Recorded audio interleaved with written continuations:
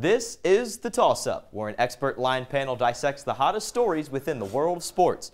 From some of the nation's strongest college programs right here in Bloomington to the games and moments that capture the world's attention, it's all right here on The Toss-Up.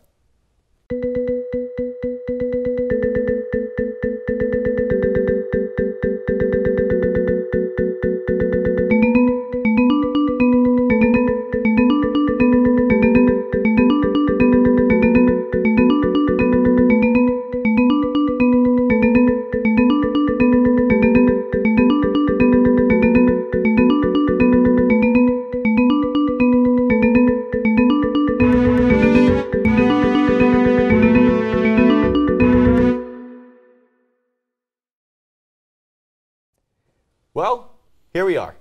After solid non-conference wins over Louisville, Marquette, and Butler, Indiana fans were not thinking about whether their Hoosiers could just make the tournament. The question was, how far will they go in the tournament? But a recent losing streak, hindered by but not limited to injuries and suspensions, has the team right smack dab on the bubble in a daunting Big Ten conference. Perhaps we're simply seeing fatigue set in, especially with Romeo Langford and Juwan Morgan, without either of whom Indiana wouldn't be close to where they are right now. Or perhaps we're seeing something else. Perhaps we're seeing that maybe the roster isn't built like most of Big Ten rosters. The lack of a three-point option has made Indiana's offense seem slow, with a lot of effort, all for not a ton of output. The lack of a true healthy big man, has hurt Indiana when going up against 7-foot-tall units like Bruno Fernando and John Teske. Whatever your diagnosis for Indiana's struggle is, you're probably right. Because the reality is, it's not just one thing. Now, if there's one thing Indiana is doing with at least relative consistency, with exception to the last couple of games at times, it's fight. And in a Big Ten that's this strong, you have no choice but to show up with whoever is healthy and fight. Hi, everyone. I'm Michael Dugan. This is The Toss-Up. Joining me on the panel this week, we have Cameron Drummond, Ben Ladner, and Austin Matricardi. Austin, I'll go to you first here. 5 losses in a row for this team. They have not won since January 3rd. What's gone wrong above all else? I don't know where to start. I think that I'll just pick one thing and focus on that. I don't want to take everything. So, three-point shooting. It's awful. This team can't hit shots, and in order to win the game, you need to score points. And in order to score points, you need to hit shots. So, if you want to pick one thing that's gone wrong, shooting. Yeah, and I think you see that dovetail into a lot of other aspects of the offense too, right? I mean, so much of Indiana's success in the middle of the year was about getting Romeo Langford with the ball in his hands, playing in space, working in the pick and roll, and he'd have those lanes to the basket where he's such a good finisher, he was a good passer. And now, with no spacing on the floor for Indiana, opponents are just backing off of the non-shooters like Justin Smith, Zach McRoberts, guys who aren't going to make shots. Opponents are just not guarding them. They're clogging the lane. They're taking away Romeo Langford's driving lanes, and because of that, we're seeing not only Romeo Langford have trouble scoring, but the rest of the options on the team just aren't able to get anything going because, the root of the offense is just being shut off. I'm going to kind of build off of what you just said there. That results in fatigue. We saw a ton of minutes being played by both Romeo Langford and Juwan Morgan to get Indiana wins in non-conference play against the likes of UT Arlington and UC Davis, and even in the start of Big Ten play against Northwestern and Penn State, games that Indiana probably should have won with a bit more ease than they did, and the result of that is that they're tired now. They're having to have the offense go through those two players specifically, and when that happens against a big physical Big Ten like you mentioned, bad things happen in terms of the record book. Now, in terms of expectations and goals, for lack of a better term, their preseason goal and really their goals that probably came to fruition in mid-December are now very likely out the window. So, Cameron, I'll start with you. What should this team's goal be right now? I think we can all agree that this team should really just try and solidify its spot in the NCAA tournament because that's something that's not safe when you go on a 5-game losing streak in Big Ten play.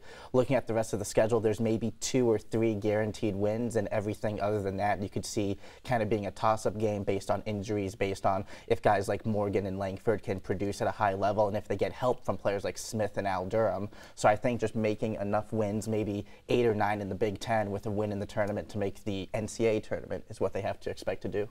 Yeah, I agree. I think making the NCAA tournament is probably the most realistic goal. And I think the Big Ten tournament's going to be really key for this team as well, because the Big Ten is the type of conference where there's just so many good teams, or I guess in this case, mediocre teams, kind of bunched up in the middle of the conference. So if you can get in there, if you can just get a decent seed in the Big Ten tournament, make some noise in Chicago, and finish with a top 2, top 4 finish in that tournament, maybe that kind of propels you forward into the NCAAs. And then we've seen crazier things happen before than a team struggling in the middle of the season kind of turn it on in the NCAAs and make a run there. I don't know that will happen for sure. I would be a little surprised if it did happen, but if you can get there, anything can happen, I guess. But this is also an Indiana team that historically, even when it's been at its best, hasn't done anything next to what it's supposed to do in the Big Ten tournament. So whether it's in Chicago, Indy, Washington, D.C., New York City, you can't really rely on that as something to get you into the big dance, because Indiana falters at the smallest of dances at times.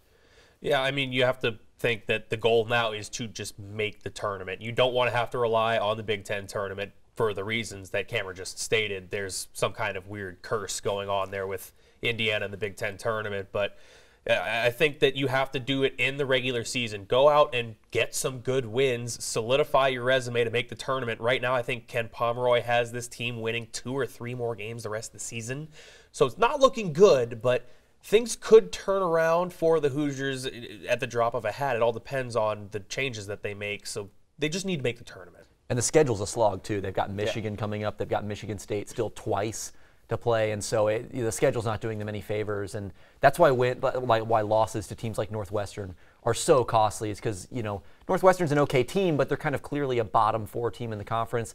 And if you want to pick up big wins, if you want to build your resume, you just can't afford to drop games like that. And in all honesty, Ben, they got a trip to Piscataway coming up. And, that's kind of scary at this point with the way the Hoosiers are playing. And it's also not a bad Rutgers team. Rutgers has a decent team, and that could very easily be a loss for the Hoosiers. So the schedule's pretty tough coming up. It's pretty scary when something that pretty much every team in the Big Ten would chalk up as a guaranteed win if we just show up and do our thing, that's now no longer a thing that any team can do in the Big Ten. Rutgers have won 2 games in the last couple of weeks, so definitely know how to play at the rack in Piscataway. Austin, we can all agree that the offense for Indiana has kind of lost its confidence, to say the least, in the last 2 games. What to you has been the spark or the cause of that decline in confidence? I think that simply Big Ten teams have figured out how to defend Indiana. It's not hard. The local high school coach could probably do it. There aren't any shooters, and you've got 2 guys that can go out and get their own. You've got Romeo Langford, Juwan Morgan. Stop one of those guys and make the other try to beat you. And they can't, because they're only one man and they're not LeBron James. So, it's pretty simple to defend this team. So just having a decent defensive scheme is enough to stop Indiana, honestly. Yeah, I think you hit the nail on the head. And kind of like I said earlier, teams are just laying off of those non-threats. That's why it's so important that the role players not only knock down shots, but just take the shots. That's why you need Zach McRoberts, even if he's not hitting at a high clip. Justin Smith, guys like that, just to pose threats. If they catch the ball and they're open, shoot the ball just to make the defense respect you. And right now, they're just not getting a lot of respect from the defense. And so, like I said earlier, that's just causing so many problems for Indiana, where their best players don't have any room to work. And I don't care how good you are, like you said, unless you're LeBron James, if you don't have any room to operate, if you don't have any space to do what you're good at, you're not going to have any success. And that's kind of the problem that Indiana is going up against right now. Yeah, and I mean, just to build off that, you're seeing guys out on the perimeter for Indiana that have open threes, and they're passing into double teams in the post. That's not a good basketball decision, no matter who you are. I mean, it just doesn't make sense. If you've got an open three, you might not be a great shooter, but you probably don't want to pass into Juwan Morgan, who's double, triple teamed all the time. Well, some of this is also injury driven as well. I don't think we've seen the same Rob Finney before his concussion and since his concussion, not just in terms of decision making, in terms of distributing assists to his teammates, but also in terms of actually shooting the ball. I think he's gone something like 2 of 9 from 3-point range his past couple games. You haven't had the threat of him on the perimeter where you did have that. I mean, he essentially won Indiana the game with a defensive stand as well against Penn State, single-handedly shut down Marcus Howard of Marquette for that big non-conference win. So while there are offensive struggles, this is a bit injury-driven as well. And when you talk about the spacing, not having Deron Davis on the floor, you know, Race Thompson still hasn't really been a factor this season, so we don't know what he could provide. Jerome Hunter obviously will redshirt this year. So there's just been so many factors that have kind of limited what this team's depth could be, and that's why we see now primarily a 6-man rotation used by Archie Miller, and maybe there's a guy like Clifton Moore or Demezy Anderson who can play 5 to 6 minutes on a given night, but they're not being given consistent reps out there to get better either, frankly, just because they're freshmen and they need to learn stuff. Yeah, you talk about Rob Finney. It seemed like when Indiana was really clicking, he was kind of the steadying force out there on the court for them. He just kind of brought this stability, you know, kind of a calmness to the offense. And that he just hasn't had that same effect recently. And maybe that's the injuries working, maybe it's something else, maybe it's a bunch of different factors, but it just seems like he hasn't really been that same guy, like you said. All right, we got to cut to break here, but coming up after the break, we're going to continue our discussion, take a closer look at Indiana's offensive and defensive woes, try to diagnose what's wrong, and a whole lot more, so stick with us.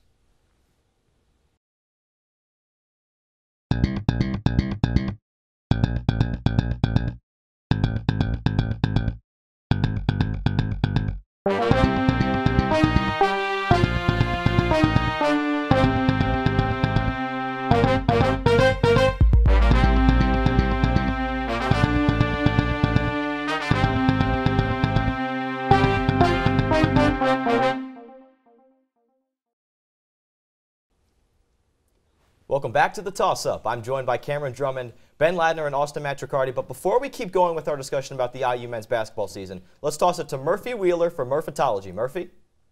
The conference seasons in college basketball are just now starting to get interesting all across the nation, and that means there's a lot of risers and fallers in my most recent Murphatology. I currently have 10 Big Ten teams in the tournament right now, and that starts in the Midwest region, where I have Michigan State as a 2 seed. Also in the Midwest region, I have Tennessee as the #1 overall seed in the tournament right now. Moving down to the West region, I have Michigan as a #1 seed, probably the 4th #1 seed out of the top 4 teams. I also have Purdue in this region as a 6 seed, and I have IU in as a 10 seed. Right now, they're probably one of the last 4 byes in the tournament. In the East region, I have Duke as the #1 overall seed, where we also have Maryland as a 5 seed, Wisconsin as a 7, Ohio State as a 9, and Minnesota as an 11 as one of the last 4 byes as well. Finally, in the South region, we have Virginia as the 1 seed, where Iowa is also a 7 seed and Nebraska is an 8 seed. That's going to do it for this edition of Murphatology. Follow along with IUS TV Sports for the rest of the season for updates. Thanks, Murphy. Good stuff, as always. All right, guys, it's time to play Make Your Case. The rules are simple. I give you a statement. I tell you what to answer. I tell you how to answer it. You make your case as to why or why not you think that is true. First question, Austin. Indiana's offensive woes are fixable, yes or no? Why? I think that they are fixable, but I think it comes down to scheming. I think that you have to try to build around the Romeo Juwan pick and roll. I think that that is the fulcrum of this offense, and then maybe you work in a pick and pop there with Juwan because he's a guy that's capable from the mid-range. You try to keep your opponent guessing on what's coming because right now the Hoosiers are entirely too predictable, and I think that that's what's their problem. I think maybe part of that problem is maybe they've become too over-reliant on that pick and roll with Romeo Langford and Juwan Morgan. I'm an advocate for sure of putting your 2 best players in an action, kind of letting things run their course from there because usually you're going to get good stuff out of that. But lately, teams have just been keying in on that pick and roll, and they've been able to stop it pretty easily. To me, it comes down to the guys working around that pick and roll, the guys working off of it, the Justin Smiths, the Zach McRoberts, the Rob Finneys. How do you activate them away from the ball or on the ball and make them threats within the offense? Maybe you use Justin Smith more as a roll man and let him kind of get going downhill toward the basket so defenses have to guard him. Maybe you design backdoor cuts for Zach McRoberts to make him, you know, more of a part of the offense. Maybe it's Rob Finney trying to get him going downhill a little bit more often. I think you need to get these kind of secondary and tertiary threats working, find that third scorer, and activate those guys, make them threats in the offense because, like we've been talking about all show long, it's 2 guys for Indiana. And when a defense doesn't have to respect the rest of the team, it makes it a lot easier to stop the best players on this team. I think that the idea of using Smith as a roll man is great. It's something that they need to do more because it's probably what he's best suited for. I mean, you look at his athletic ability. He's not much of a shooter, doesn't dribble great. Get him going full steam to the basket, give him the ball, and let him dunk on somebody. So, you know, I think that that's probably a great fit for him. But also the third scorer problem has been something that's appeared for Indiana all season long. You know it, you know it, you know it. Indiana does not have a consistent guy who can either come off the bench or can be in the starting lineup to complement players like Romeo and Jawan. And when you have these bigger players from opposing teams stacking the paint to prevent not only Jawan from getting touches, but also guys like Finney and Romeo from driving into the lane to kick the ball out, that just kind of results in forcing guys who aren't good shooters like Zach McRoberts, like at times Justin Smith from deep, to shoot shots that they're probably not going to make. So this team's problem is the fact that they don't have a ton of good shooters, and other teams are starting to defend them like they don't have good shooters. And I don't know, how do you fix that? Like, how do you fix bad shooting when your shooters aren't good? Well, that's part of the reason I think Smith can be so important rolling to the basket, is because not only do you give him more opportunities, not only do you maximize the role players themselves, but the opportunity that creates for the rest of the team. If you have to respect Justin Smith coming down the paint and you have to bring an extra defender, that opens up that backside corner for maybe an open three if you can kick the ball out there. Maybe Romeo Langford has a little bit more space when the guy guarding the pick and roll, who's guarding the screener, can't just double team the ball every time. He actually has to stick on the roll man. So I think just the ancillary benefits that it has, in addition to obviously the direct scoring benefits, I think that's really what is kind of the key to unlocking this thing. We could talk about offensive woes all day, but we've got to keep this going. Cameron, right back to you. Why or why not these defensive woes for Indiana are fixable? It's kind of funny. I think they are fixable because there's just a thing about intensity. It's just kind of about being locked in the game. Whether it's towards the end of the first half or toward the start of the second half, we've seen this Indiana team really shut down mentally during this current losing streak. And the fact is, Archie Miller keeps saying it after games. Juwan Morgan says it a lot. Justin Smith says it a lot. If they stay locked in, if they stay on their guys, they keep the pack line defense intact, it's a thing that is fixable. But as soon as a team goes on a 6-0 run or an 8-0 run, whether it's the youth of this team or just still adjusting to Miller's system, they don't seem too confident in terms of sticking with it and sticking to their fundamentals, and that's continually burned them game after game so far. Yeah, well, Indiana's getting spread out right now defensively. Teams are putting shooters on the floor. Michigan, we can expect to see this tomorrow night. We saw this in the first game against Michigan. They're just putting 5 shooters on the floor. Sometimes, teams don't have all 5, but they'll put multiple shooting threats on the floor. And the way Indiana's defense is designed, with the pack line, you've got guys who are it's more about shutting off the paint than it is about closing out on shooters. And so a consequence of that is that teams can get open catch and shoot threes against the pack line defense if a team doesn't have it exactly down like a team like Virginia does. If you don't have it absolutely nailed, teams can get some open threes. And so right now, opponents are just putting a lot of shooting on the floor and spreading Indiana out, forcing them into long rotations, making closeouts really difficult. And because of that, Indiana just gets scrambled. You see them, possessions are just lost because guys are flying around trying to cover multiple different gaps. It's almost like playing whack-a-mole out there. And then a team just swings it around the perimeter until they find an open shot. So to me, if you can simplify the defensive scheme a little bit, I know it's important to instill the defensive principles and kind of get, the institutional knowledge rolling for Archie Miller's tenure. But if you're looking for direct results, trying to maximize the defensive personnel you have, I think just adjusting the defense slightly to make it a little simpler, a little easier on all 5 guys on the floor is a place to start. I think that we've seen this team play good defense this season. We saw a Marquette team that can score baskets come down here and have a little bit of trouble facing Archie Miller's pack line defense. I think it's just getting back to what they were doing early in the season. They've lost their edge on the end, like Cameron mentioned, I think. And part of that is what's causing all of their problems. So just get that edge back. Have some confidence. Play with some grit. I know that sounds like some really Southern Indiana dad kind of talk. It is. I mean, this is a Southern Indiana team. That's true. Well, so you could play a little bit more like some Southern Indiana teams then, don't you think? Perhaps. I mean, we'll find out. All right, we're going to do the lightning round now. Rules are simple. 10 seconds or less. Your answers have to be 10 seconds or less. That's impossible. Cameron, you chuckled because your shooting percentage for this game has been lower than the average. We'll say that. So we'll start with you. Worse than Evan Fitzner's. Oh, boy. First question. Most important glue piece. I have a feeling who you're not going to say now. I kind of think it's Zach McRoberts, just from the fact of we've seen him be hesitant to shoot the ball and also not play a ton of great defense. If he can just get the shot just a little bit to go into the basket and continue his hard hustle play, he'll be a good piece for this team. I'll say Justin Smith. I think he's the best and most important defender on this team. And if there's one candidate that appears kind of poised to emerge as that third scoring option, I think it's got to be him. I'm going to go with Rob Finney. I think that his presence can bring a lot of confidence to his teammates when he's on his game, and we haven't seen it recently, but it's something that you have to consider. Who or what has been the biggest disappointment? I think this one is easy. Evan Fitzner, next.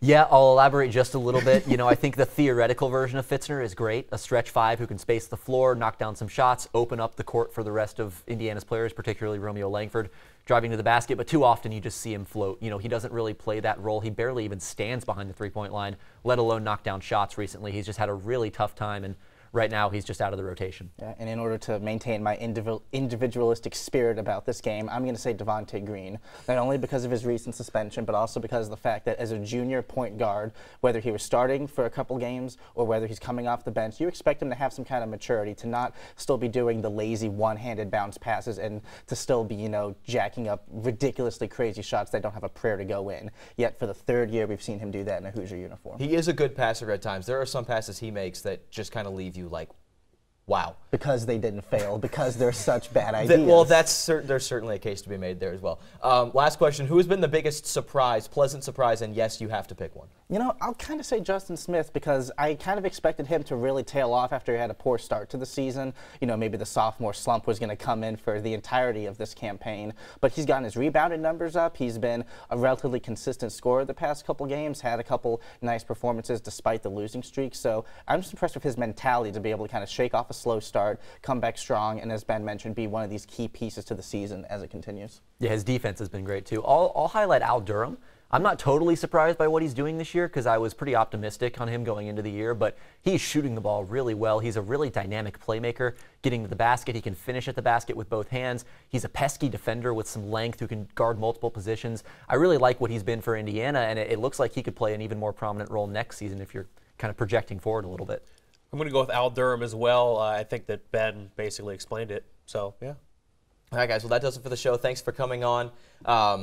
Before we get out of here, what is everybody's last word? One word, no elaboration. There seems to be some form of miscommunication on the shows this season. One word on the Indiana basketball season thus far.